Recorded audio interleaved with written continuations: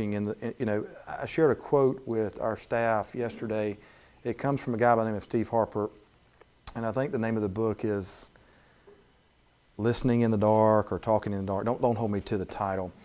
But basically, the quote is something along the lines of, and I'm going to have to paraphrase it, and at the break I'll actually go get it. But he's talking about in the season of Easter, which is what we're in liturgically. But in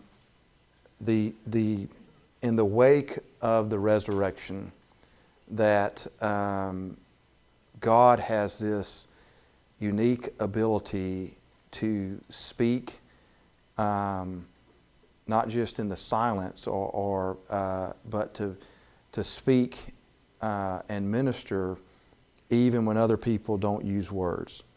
And I know that sounds, duh, but there really is a sense of comfort in that, and particularly for those whose job is to be in ministry professionally. And so there's a freedom in the fact that long before the music, long before the sermon, long before the Sunday school, long before any of that, particularly Sunday to use the example, God has been in work throughout all of our lives. And even before we even recognize what's going on, He's been at work.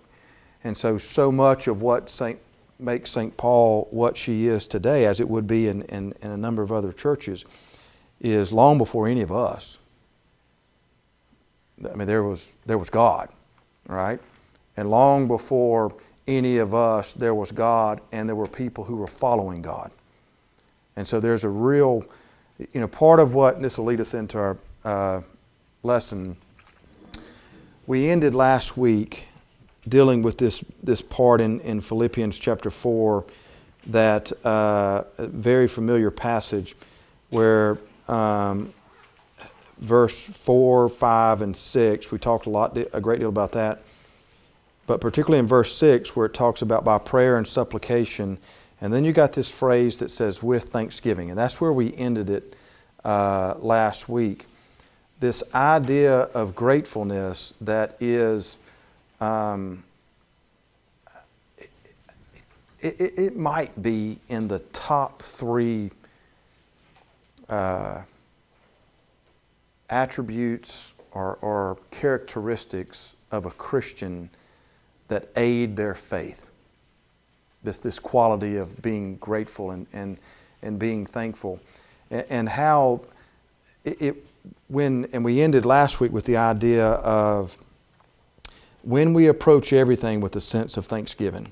Okay, even the trials, to use the book of James.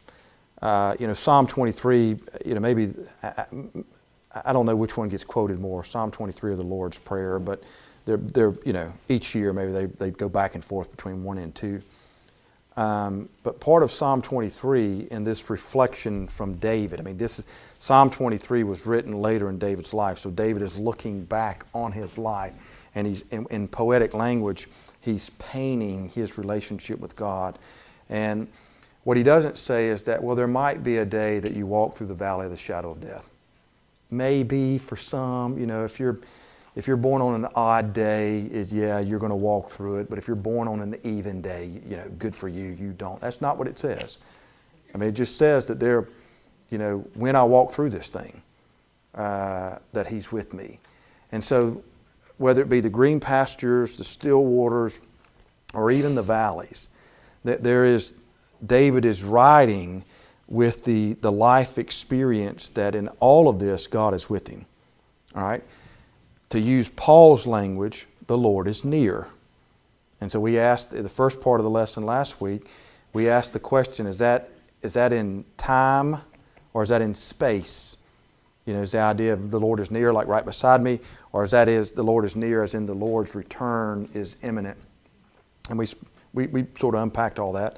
And on one level, it really doesn't matter, because the idea of whether it be in proximity of time or whether it be in proximity of space, God is at hand and with us. and not if, and the fact that God is with us, then everything that we experience can be experienced with gratefulness. I mean, even, the easy parts, absolutely, but even the times when we walk through those valleys, God is with us. That we can approach everything with a sense of joy. Joy is not the same as happiness. Happiness is an emotion. Joy is a state of being that's not dependent upon the circumstances. It's not. It never has been. And the idea that we dumb down joy to be something that is in the form of happiness, we do a great disservice to the Scriptures, and we do a great disservice to what it means for the joy of the Lord to be our strength. And so there's a quality that exists for the believer that is given by God. And joy's one of them. Thanksgiving is another. Our life to be thankful for everything. The high points, the low points. We don't want the low points. We don't desire the low points. But there are still wonderful things that can come out of the low points. It can be. And the understanding that He's with me. That I'm not separate from Him. Only when it's, if it's green pastures and still waters, yeah, He's with me. But I walk through this and I walk along. That's not true.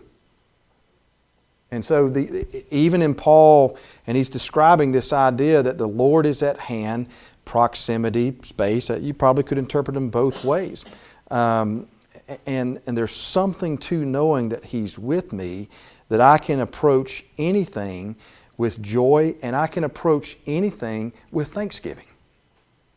To be thankful that He's with me, that there's not anything, to use the Romans 8 passage.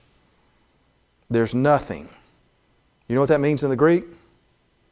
Nothing. It doesn't exist, all right? There's nothing that can separate me from the love of Christ, from being in Christ. And Paul, some of Paul's best writings when it comes to just beautiful use of words, Romans 8 is one of them. And you get that laundry list, and he goes through them, and there's a sense of freedom that exists in that, and comfort. It's part of me. Sometimes I want to cut the video off, and because I want to tell you about something, but I don't want I just don't want everybody to know it, and so. When you get on the web, it is when you just kind of hold your breath sometimes. And so, but it's like a blanket. All right? Grandchildren, you have grandchildren?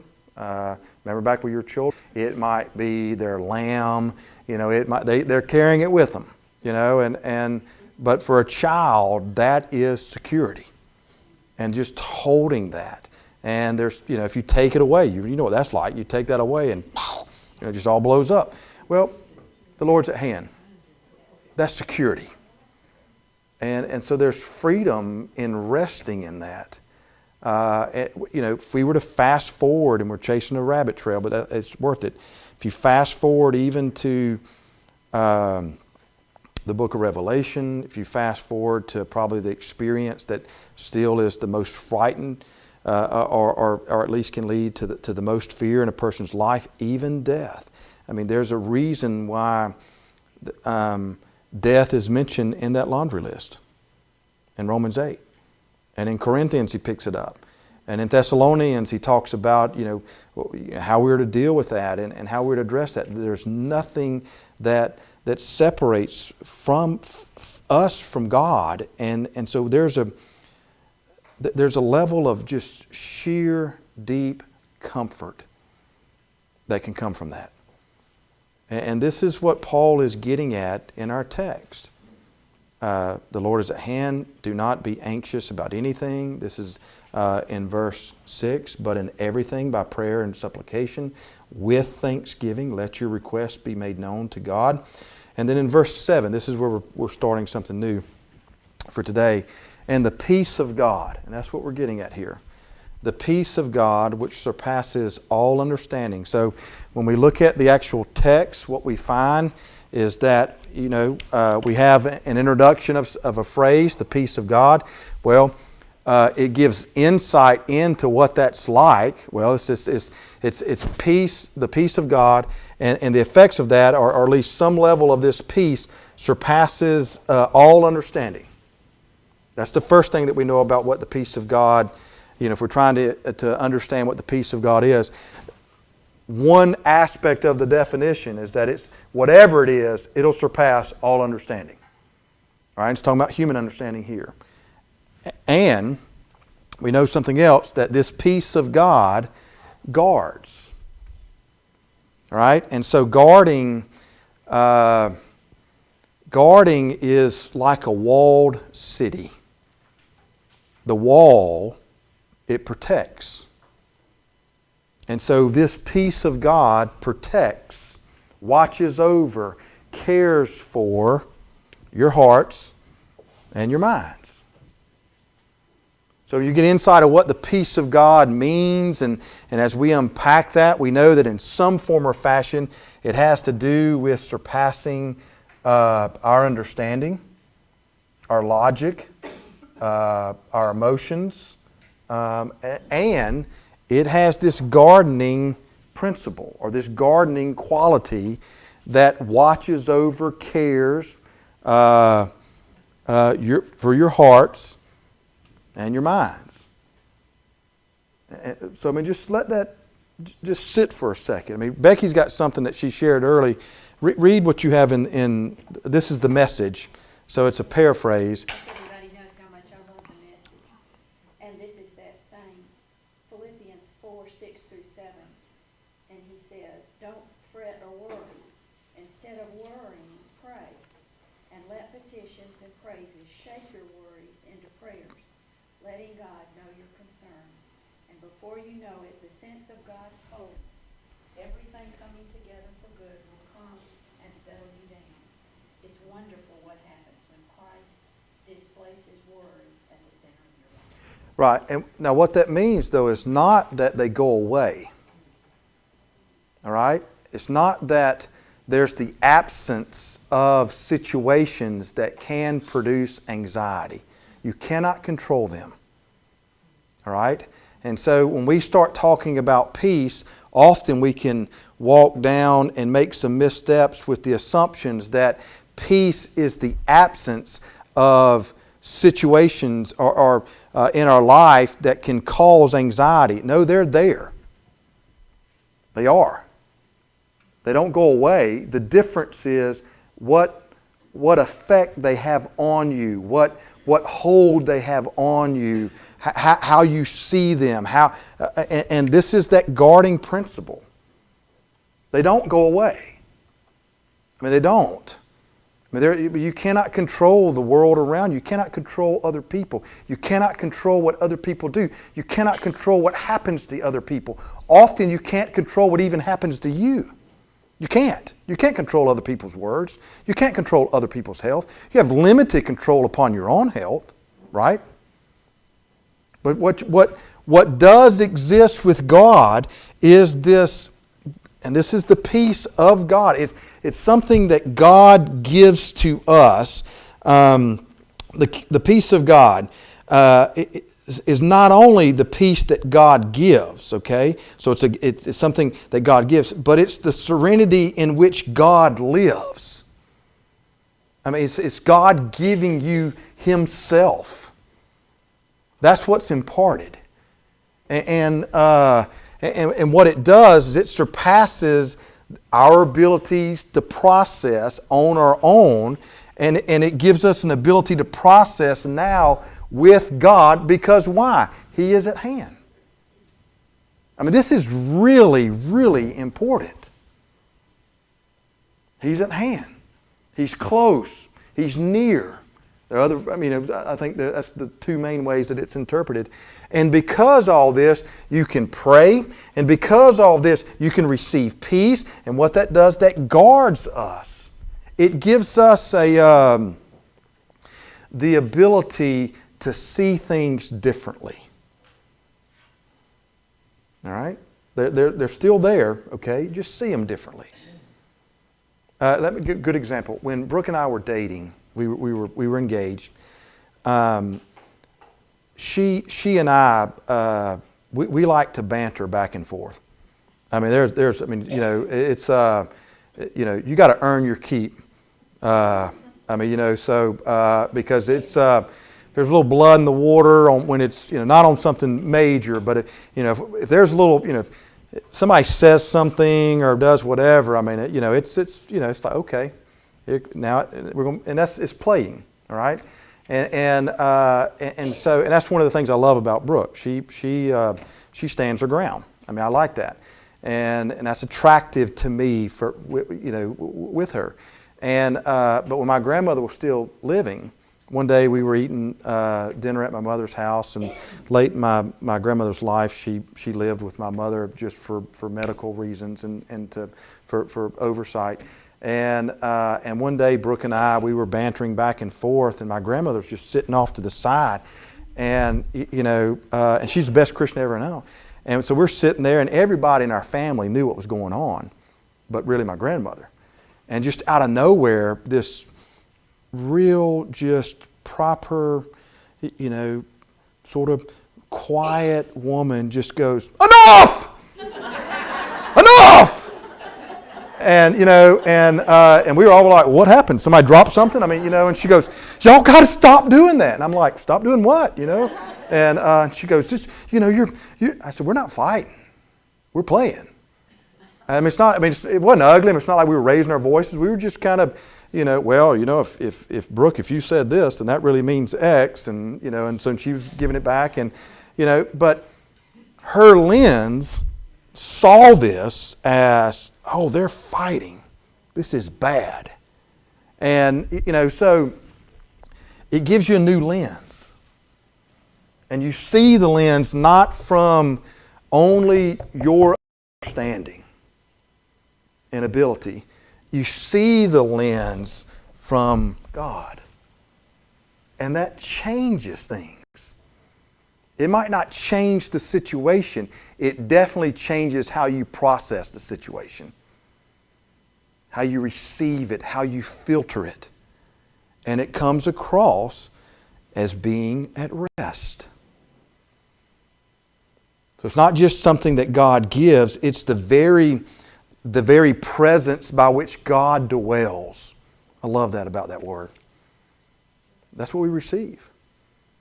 And so you have to see even another picture that Paul's not talking about here in this specific text, is this idea that this is, this tells you about the God you worship and about the God you serve and the God you believe in.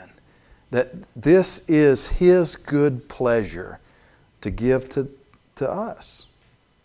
That's part of His makeup, His nature, is to impart His very self to us. He's at hand. And one of the byproducts of that is you can pray. And there are parts about that. He mentions prayer in a number of different words. Part of it is prayers, requests. Part of it is the idea of praising. I mean, don't read that as a formula where I've got to do this and then I got to do that, and then once I do that, I unlock peace. No, that's not it. He just mentioned words for prayer.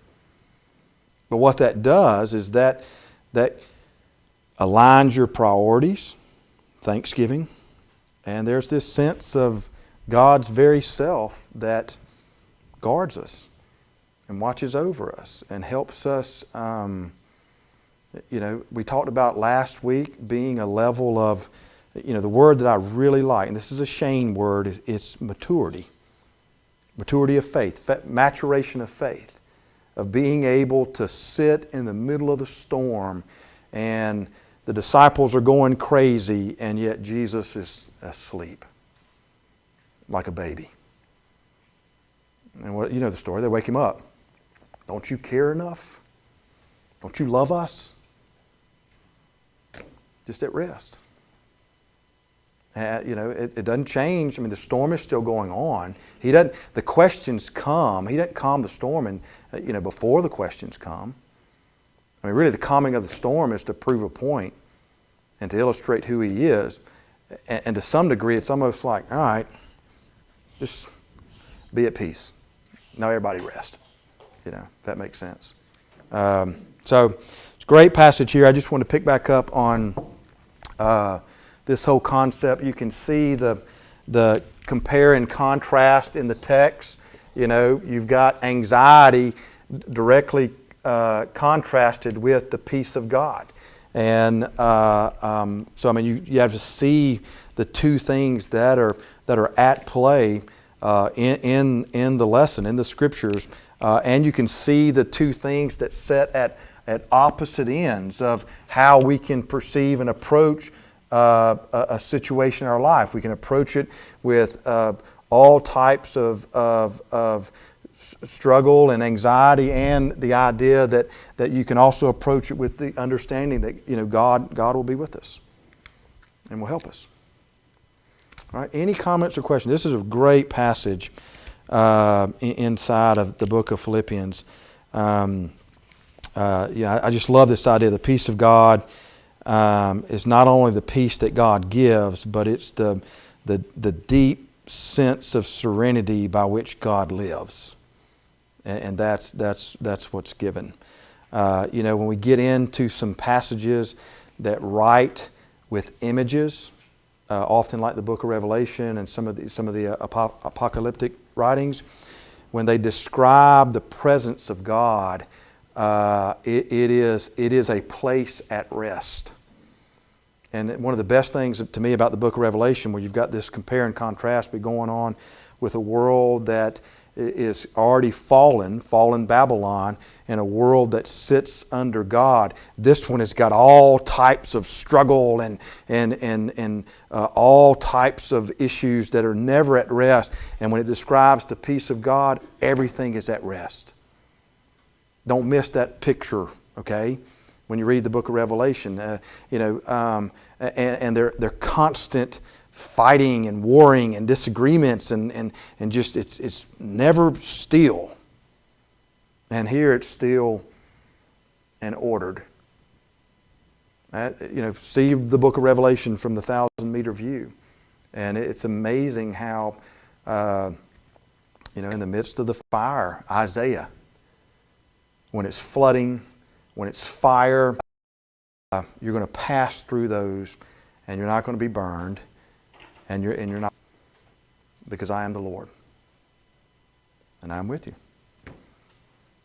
It's wonderful. All right. Any comments, questions? I'd like to ask you a question. Yeah. Mm-hmm. Earlier, and kind of Sure. when you started that, you talked about joy being a state of being. Right.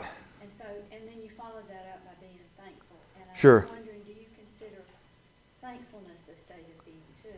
I do. If that holds true, then it occurred to me that they were fruits of the Spirit. Right. Are all the fruits a state of being? Yeah, I think it's the question is joy, thanksgiving as a state of being, and then inside the larger concept of fruits of the Spirit. Fruits of the Spirit are gifts, are just the byproduct of the Spirit of God being given to the person. And so I consider those as now part of, to use Paul's language, that the person and God in salvation, they become a new being. And so DNA to me is the best analogy that we have in a modern sense to explain that. You get new DNA. Part of the new DNA that is given is you get the DNA of Christ. Well, so what makes Christ Christ, that gets imparted into the life of the person. And so there are states that the person now has as part of their life. And I think those are the fruits of the Spirit. So joy, thanksgiving, love. Listen, love is not dependent. It's not esoteric. It's not just floating out there. Love is a state of nature and being that and so it affects your choice. You choose to see the person and to act a certain way. It's not reciprocal. It's not. Now it's good for it to reciprocate. It makes the relationship stronger and whole. But you can love some person who is unlovable, and you can love a person who doesn't love you back. Correct? You can't.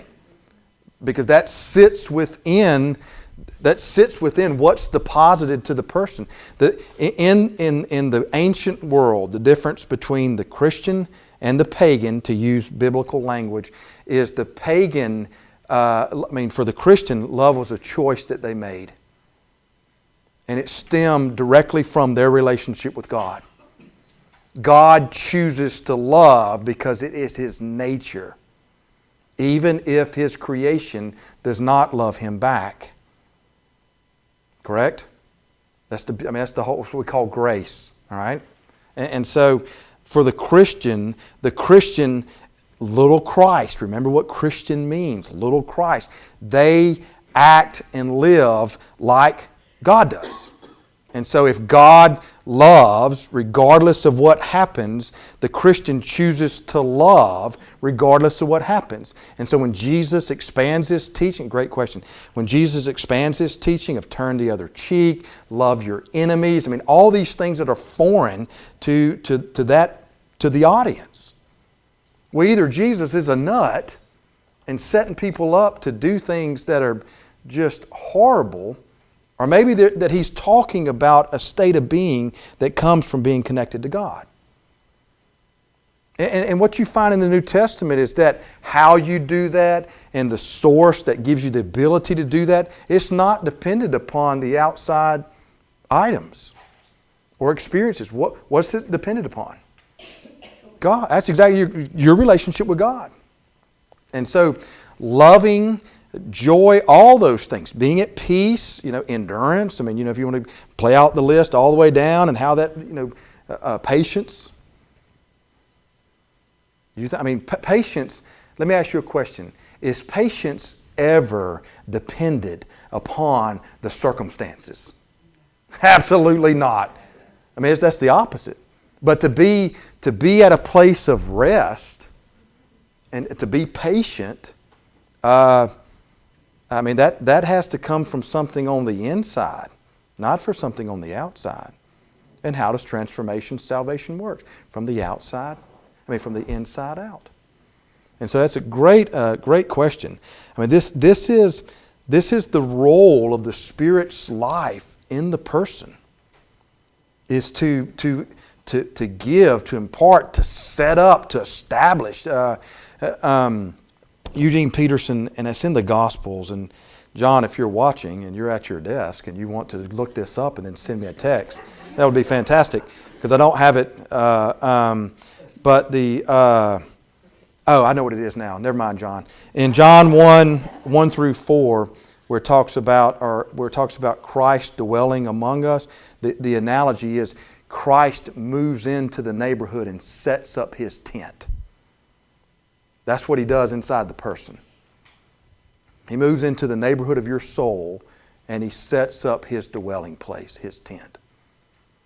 See if I'm right. It's in John 1. But that's right, yeah.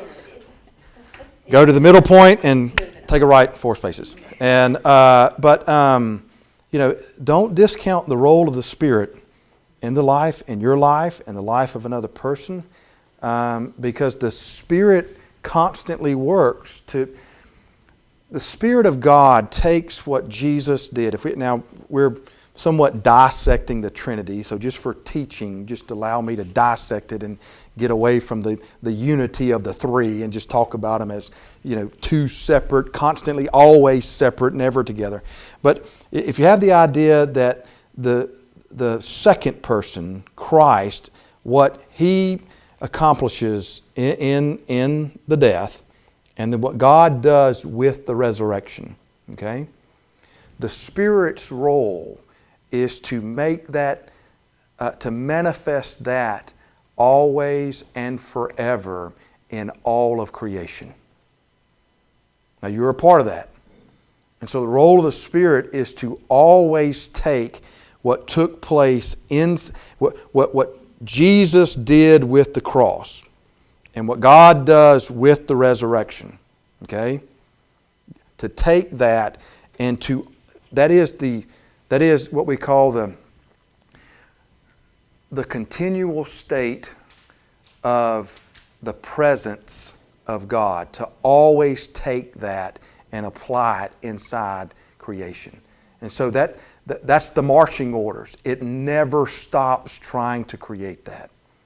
The Spirit never stops trying to create that. And so it will always seek to establish God's kingdom everywhere. Well, what does that look like? Looks like peace. Looks like love. Looks like joy. Looks like patience. I mean, you get insight. Paul writes about that. God gives you insight. It's not something that's just that's a constant mystery.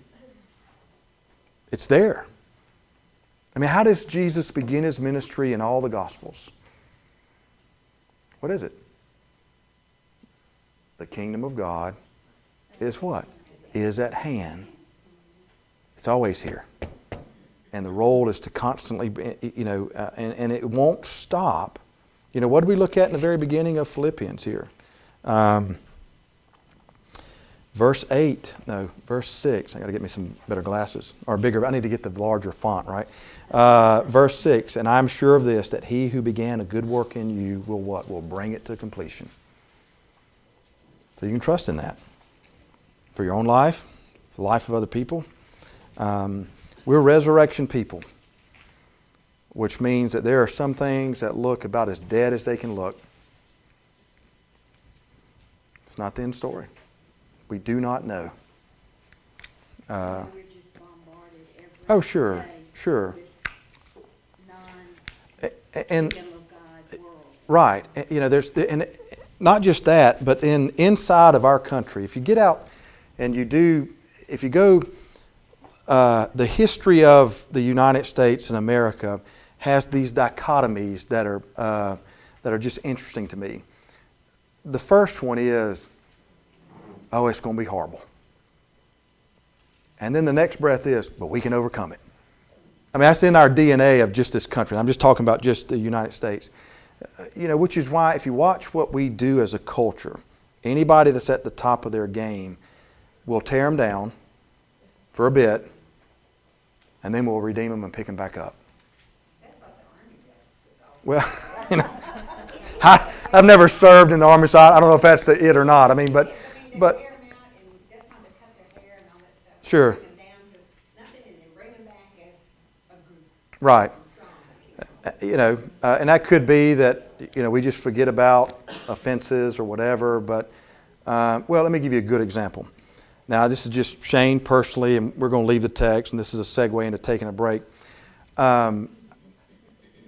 I really like Jordan Spieth as an athlete. Okay, I mean, 22 years old, Jordan Spieth. He's the guy that Jordan, the golfer. I don't know this guy. I don't know if he's a Christian. I don't know anything about him. Okay, all right. Listen, hang on. That's all right. Hang on. Well, I like anybody in the public without me knowing them. And I'm skeptical of anybody that I'm just reading press releases. But I like nobility. I like traditions. I like people who are respectful in the public arena. Now they can be a Christian, they can not be a Christian, still be that. All right. And this is going to be our segue into the next. This is working out perfectly. The next passage after the break. But I like people who are patient, who are selfless and respectful. I mean, I really respect them as leaders if they can be that way. And whether or not they're a Christian or not, I don't know. Now, I think that being a Christian makes it easier to live that type of lifestyle. But I like Jordan Spieth. At 22 years old, I make a comparison of what I was doing at 22 and what he's doing at 22. Not talking about the golf, but just with the amount of responsibilities that just kind of come his way and expectations.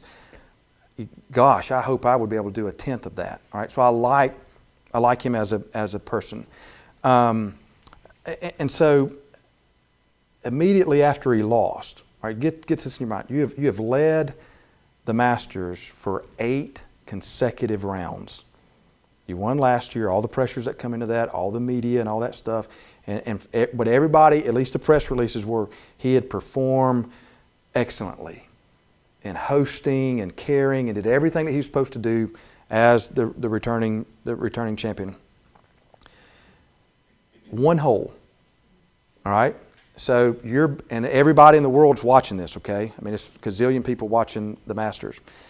And so he's battling back, and then he finally, about hole number 18, walking up, the realization has set with him. It's there. I've lost. And in his interview, his caddy wanted him to do one thing. He being the person who makes the decision, said, I'm going to do something else, and ended up losing the tournament. So he's having to wrestle with that. And so immediately, this is what I don't like about Augusta, as soon as the tournament was over with, he signs his card. He has to immediately run over to the Butler cabin to present the winner with the green jacket. So you're probably looking at 10 minutes time. He's now got to process all of that. Well, he's doing his best not to break down and cry, okay? And he steps back, which I thought was a move to allow the other guy the spotlight. Well, on social media, immediately they were just dogging him out. Because he... Right, I know it. And I'm not, that's a whole separate issue. But, there was part of me that goes, why do we have to, as a culture, our first response is to tell people what we don't like? I mean, it's big. Now we're leaving sports. We're just talking about, think about,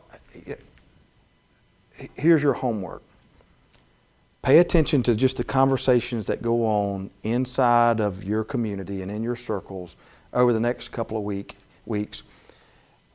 And hopefully your antenna pick up on whether or not how they start the conversation with, here's all the things that I don't like, and then I'll mention one of the two things that I do like.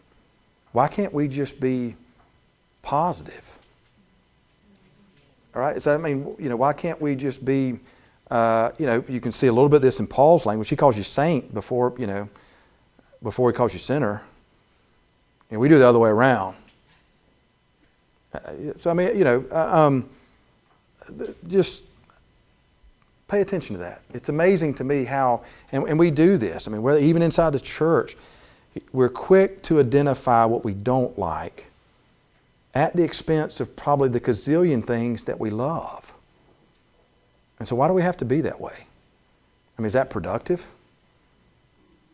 But we do it as a culture all the time. We're quick to tear down. Maybe it's because it makes us feel better. Okay, I get that. Misery does love company. And then we'll be redemptive. Anyway, I just was watching it on in real time for a 22-year-old man, and I just thought, that's unfortunate. Don't you love the way he always says we? Sure, right, but there's a lot to how he acts, but even to leave the sporting area and but pay attention to that over the next couple of weeks. Pay attention to see if that's you. All right? Just as a people, that's worth reflecting upon. Do we talk about all the things what's wrong or what we don't like, and then we'll give one or two shout outs of what we do like. Why couldn't it be the other way around? Why couldn't we talk about all the things that are wonderful and good? And particularly in other people's lives, with the understanding that we're all moving on towards something. Because when we leave this passage that we just finished, and we get into just where he gives some final remarks, you'll see where that's true. Okay? Let's take a break. Let's do a 10.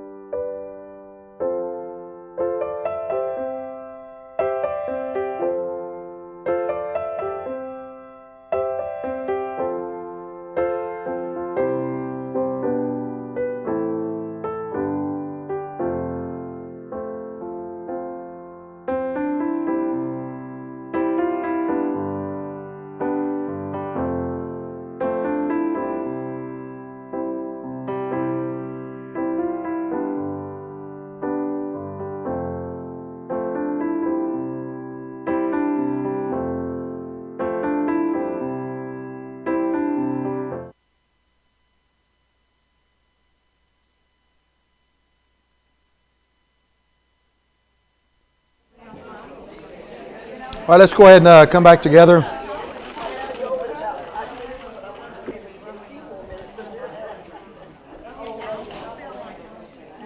There was a couple of questions at the break. Some asked how to sign up for St. Paul for All. There are these green forms here. They're all around the church. You can also just contact the church office if that's easier, and or you can sign up online. If you're go to our website, just type in St. Paul UMC Columbus, Georgia, or our app. I don't know if you have apps. If you're an apper, if you use apps on your phone, we have our own app. Has all the. I mean, you get more information from our app than you would from anything else. And all you have to do is go to the App Store. For those who are familiar with apps, go to the App Store, type in St. Paul UMC. It'll be the only one that shows up, so it's really easy. Just hit it, touch it, and it'll download it, and then it'll say open, and there it is. And but you can watch anything. You can tons of information. You can sign up. That's probably before the event happens for us to announce, like on a Tuesday, before Tuesday Bible study comes, so we can give some announcements. It's on our app. And so, there's daily Bible readings, there's different writings on there. If you like to audio listen, you can listen to the Bible, about 1,000 different versions, and you can pick what voice you want. So if you don't like, whatever voice it is, you can change it. So if you do use your phone or your iPad or whatever device, I do want to encourage you to get the app. The app will look like Helen Johnson's. Not that you can see this, but Helen Johnson's painting of St. Paul, the front part of the sanctuary.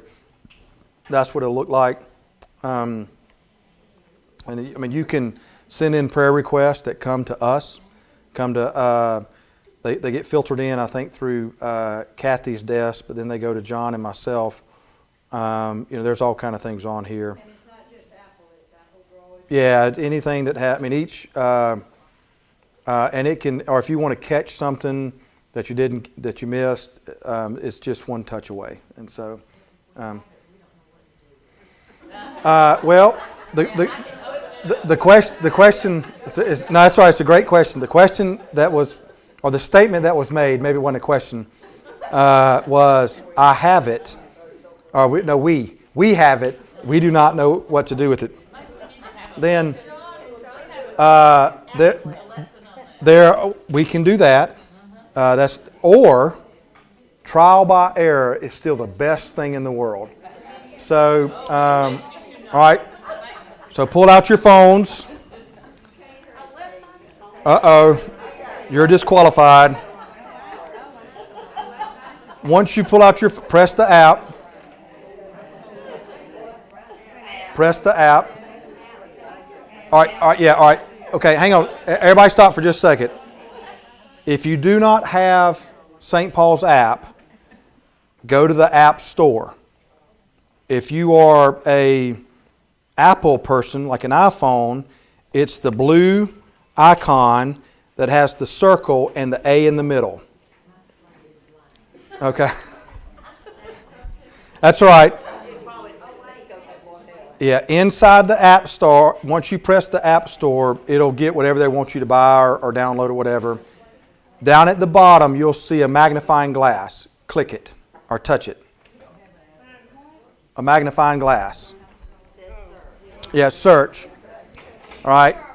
Now you can type on it, and you type up at the top ST space Paul space UMC space Columbus, Georgia. Just St. Paul, Columbus, Georgia. Yeah, just St. Paul, Columbus, Georgia, or just St. Paul UMC. It's going to be the only one. After you've typed that in, down in the bottom right, it's going to say search. Press search.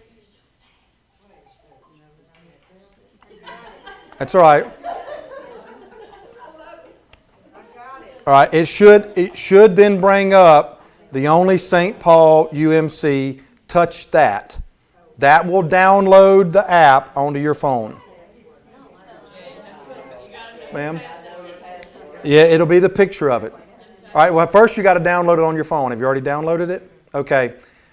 After you type in St. Paul UMC into the description of the search, it goes out inside your app store and finds our app. So there should be where St. Paul UMC is mentioned again, not in the search line, but now under it. And there should be a picture. Once you see that, touch it. That will begin downloading the app on your phone. What's the little blue button with the blue? Is that it? Yes, ma'am. See where you see Helen Johnson's picture? That's it. You have to open it. Yeah, after you get that part on your phone, it'll say install. You press that. That will download it onto your phone. You're almost there. You're really a teacher now. That's exactly right. You're so close.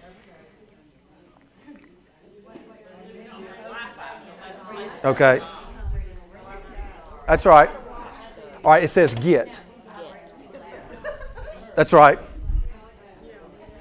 If it doesn't say install, it might say get. All right, now once that happens, you'll see the little time delay. You know, whenever you download something, it's showing that it's actually putting it on to your phone. Yeah, now, Sandy, I can't help you on that one. 1, 2, 3, 4, 5. I don't know, whatever your password is. We'll figure that one out afterwards. Once you download it on your phone, it'll put it amongst all the other apps that you've already got on your phone. And it'll look like a tiny picture of Helen's painting of the front of our sanctuary, and it'll say SP in bold letters. Right under it'll say UMC, and it'll say Columbus, Georgia, also in bold letters. Once that happens, it's on your phone. So now whatever we send to our app, if you just touch that, it'll pull up what looks like a tic-tac-toe screen. And it'll have anywhere from live video, live audio stream, St. Paul for All 2016, prayer requests, upcoming events, Dreams and Visions 2016, electronic bulletin, supper reservation, give online. And then down at the bottom, it'll have some headphones if you want to listen to something. It'll have our YouTube account. If you want to make notes, it'll have a pencil. And it has a book, that's the Bible. Okay, so once you get it on your phone, just play with it. You cannot hurt it. I promise you. You will not hurt your phone. But you can just play, like for instance, if I press the book down at the bottom right, it's going to pull up Philippians 3 because that's where I'm at in my reading. And if I want to listen to it, it'll have the little audio button, and I just press that. See if you can hear it. Finally, my brothers, rejoice in the Lord. To write the same things to you is no trouble to me, and is safe for you. So you can listen to the Bible if you wanted to. Look out for the evildoers. All right? So, anyways, we're going to leave the app for now. You got it. Ann, first in, you win. Ann gets the gold star. All right. So we send stuff to that. That's the first place that we send it, because then it also sends it to our web account. And so before Sunday morning, as soon as we're able to advertise or put something out, it will go there first, because it's all we got to do is press a button and there it goes. You might have to wait a few days before the actual event for us to advertise it. Or if you've missed something, like someone came up to me a couple of Sundays ago and said, "Can you tell me the third point from a sermon a few weeks ago?" Well, I really can't remember my name at 12:01. So I went back and got my notes out, but they couldn't tell me what sermon it was. And so, finally someone I was eating lunch with said they found it because they went back on our app, and it was from February the 2nd or February the 6th. Well, once that happened, I could immediately tell them. But I mean, so, in Sunday school, if you're a time to teach and you don't really know what to teach or something, John and I, everything that we do for Philippians, what we did for 1 Corinthians, what we did for the Gospel of Mark, what we did for the problem of pain, some of the stuff that John teaches, you can go back and find all of that. You'll be able to find this lesson. Slade films it for us, and then it goes up. Guess what? It's going to be on our, you can find it right here. It's archived. So all you do is go to media, and it'll start from what's most recent, and then you just scroll back. And so if you know about, say if you're going to do a teaching on Philippians 2, but you can't remember exactly what we talked about, you can go back and find Philippians 2, and you get commentary on it for an hour and a half. Probably more than you want, but it is what it is. So you got it. Good job, Barbara. You nailed it. So again, all this is, and I'm not wasting the time, because I want you to realize that this is part of what we want to, how we want to help everybody, either inside of our congregation and even outside of our congregation. The Right Now media, okay, which means is if you have an email, you have access to 10,000 resources of different writers, different books, different studies, and they're multi-denominational. It's not, and we did that on purpose. Okay, there are some things that the Methodist Church and Methodist theologians do that are very good, and there's some things that we don't do good. And so we're after an understanding of a life with God. And that, Andy Stanley, for instance, love Andy Stanley. He's Baptist, all right? He's not Methodist, okay? Will never be Methodist, all right? That's totally fine. John Ortberg, all right, guy out in California, fantastic writer, came out of the Willow Creek Church around the Chicago area. So, but we don't hold the patent on the kingdom of God. And so there's part of what we want to do for our congregation, for anybody that's connected to St. Paul in whatever form that might be, is provide them access for personal growth. One of the tenets of a healthy church is personal, proactive discipleship, which means that it's not dictated by the staff. At some point, everybody has to take the initiative to grow. Now, they can grow by being in a Bible study that might be offered by the staff or someone else in the congregation or in the community. But, maybe John does this. I don't get up every morning and read a devotional to any of y'all. I don't know if y'all know that or not, but I don't. I mean, which means you can grow yourself. I'm being sarcastic, but the idea is at some point, everybody has to, inside of a healthy church, and we do this, so I'm preaching to the choir, but your faith is not just Tuesday at 9:45 or Sunday at 8:30 or 9 or 11 or Wednesday at 5:45 or 6:30 or whenever it is that you gather. So every believer, whether it be in St. Paul or not in St. Paul, that maturation of faith means that so much of it sits with the person. And so part of what we want to do is empower people to grow with God and with us. And so we have access to so many different resources. At the same time, we keep everything that we do as best as we can. And there's a reason why, is, we want people, if it was helpful, we want them to use it. That's the only, that's the only reason why we do that. And technology allows us to do that, makes it easy. And so often, on our app, you might get some extra writings from me, you might get some extra writings from John, or from whoever, or if we read something that we think is really good, we'll post it on our app. Or use it there. And so sometimes there's videos, so all of it, again, is just to help people grow personally in their faith. And so that's why we do all that. And we spend a lot of time trying to make it as effective as it can. And it doesn't replace real-time involvement, all right? We're not trying to create an alternative campus to where, you don't come to worship, or you don't have to come to study or anything like that, or you can, before long, I guess you could serve through virtual reality, We're not trying to do that. All right? But, we all don't live inside the commune of St. Paul. All right? So at some point you're going to be away from the congregation, you're going to be away from the church. We want to make it easy. That's the reason why we do all this.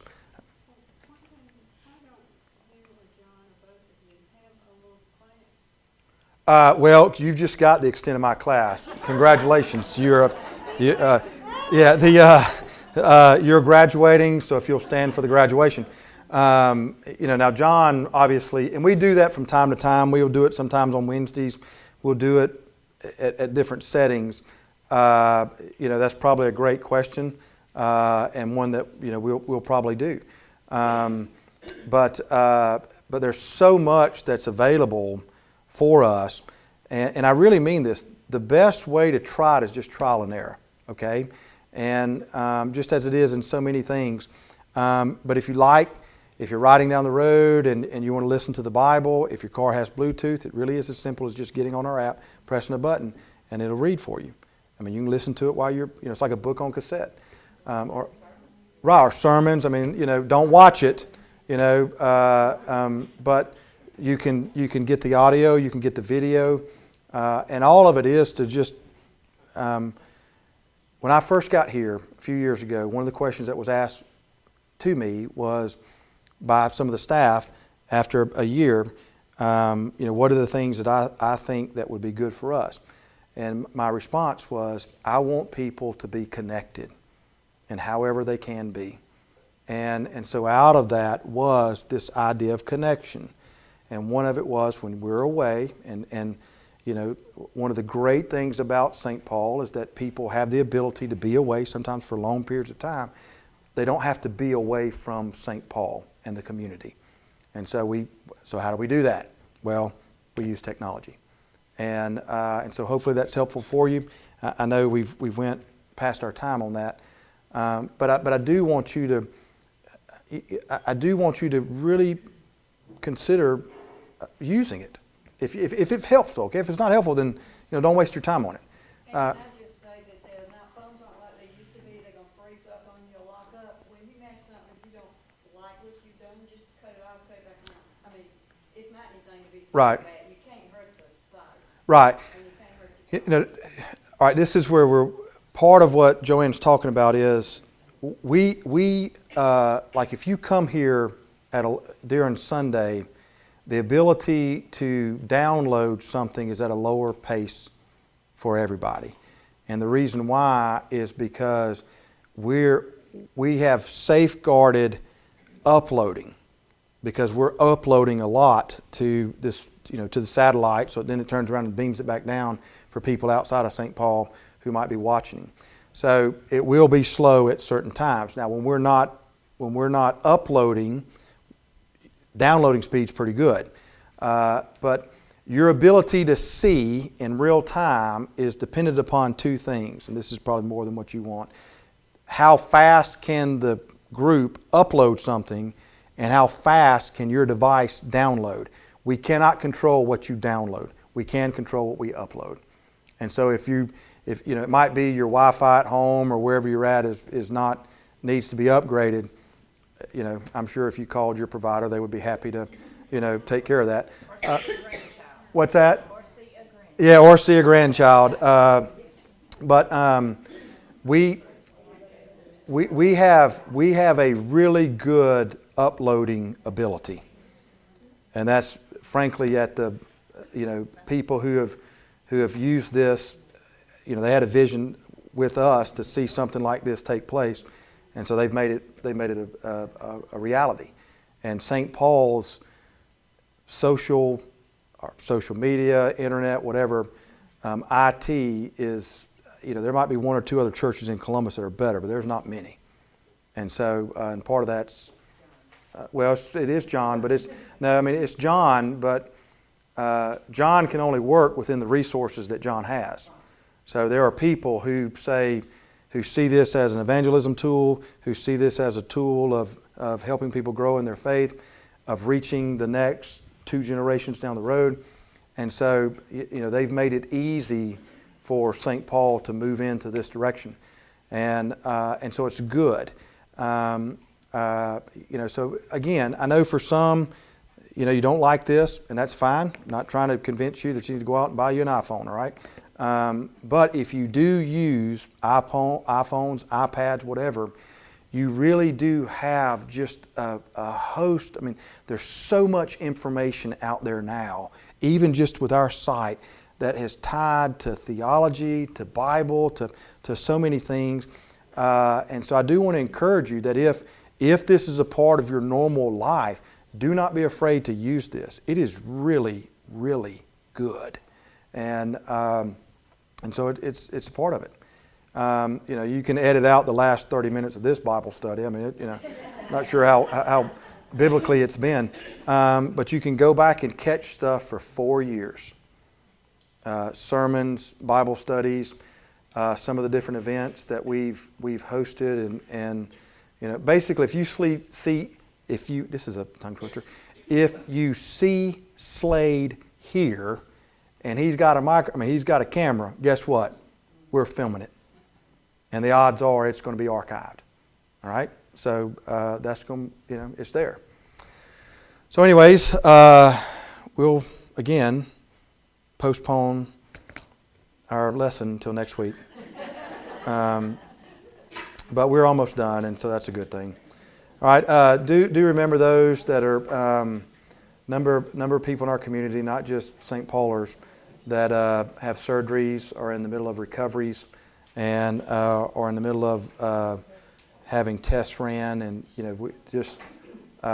as that shows up inside of your circles, I hope that you'll be faithful to remember them in your prayers. Also want to pray. I hope you will be, if you haven't, or if you are, continue to pray for St. Paul for All.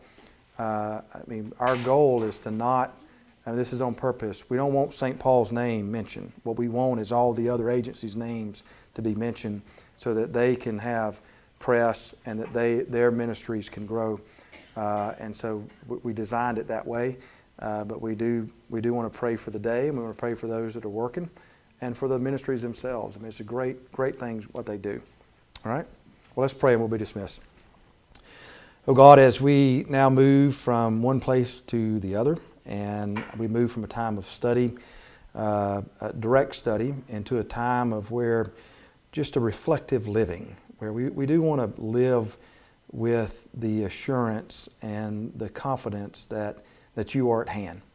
And so everywhere we go, and the life experiences that we have, and the places that we travel with you, and we're grateful for that. So use us, oh God. Use us as a means of hopefully of testimony to what it means to be in a relationship with you. At the same time, receive our life as an act of worship. That is really what we want. Is just our life with the acknowledgement of your goodness and your grace. We want your joy to just reign, and to reign in our life. And so we give ourselves to you freely, not just as an act of obedience, but as an act of love, because that's what we want to do. We want to be close to you, and we're grateful for your love and care. Bless these who are with me. Continue to watch over them. Watch over their families. Hold them, O God, in the palm of your hands. This we pray in the name of Christ. Amen.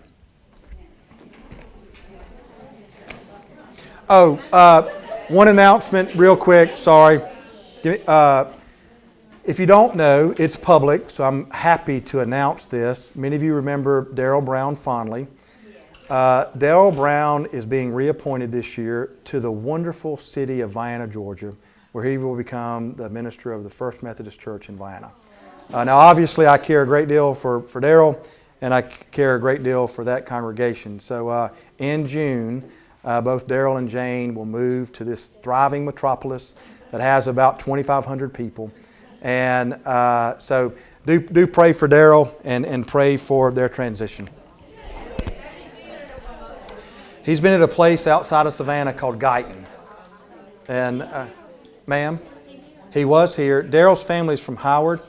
And he was here for, I think, 6 years. He was at Rose Hill for a period of time. And then he came here as an associate, and then he's been gone probably for 7 years, maybe 6 years. Ma'am?